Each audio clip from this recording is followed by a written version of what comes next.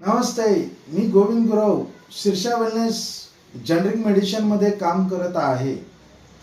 त्या संदर्भात तुम्हाला दोन चांगले शब्द आजपर्यंत जे व्यक्तिमत्व घेऊन शीर्षा वेलनेस लोकांपर्यंत पोहोचवण्याचा प्रयत्न करत आहे। कारण जनरिक मेडिसिन म्हणजे एक प्रत्येकाच्या घरोघरी असलेले एक आजार आहे, परंतु त्या आजारातून जे पेशंट आहेत त्या पेशंटच्या माध्यमातून जो आलेला आम्हासनी अनुभव आहे, ज्या घरामध्ये पेशंट आहे त्या घरामध्ये ते नर्क बनलं जातं।